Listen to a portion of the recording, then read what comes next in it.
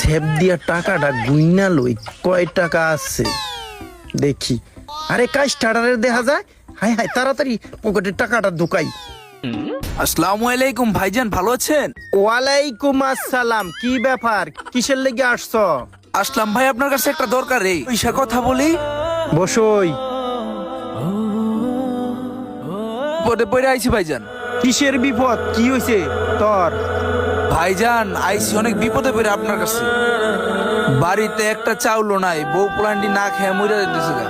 আপনি যদি কটা টাকা দিতেন আমি আবার আপনার পরে দিয়ে দিতাম। তুমি আর একটা টাকাও পাবা না, কারণ আগে তোমারে অনেক টাকা দিচ্ছি, তুমি একটা টাকাও ফেরত দাও না। তুমি আর কোনো টাকা পাইতা না আমার কাছে, তুমি টাকা চাইও না।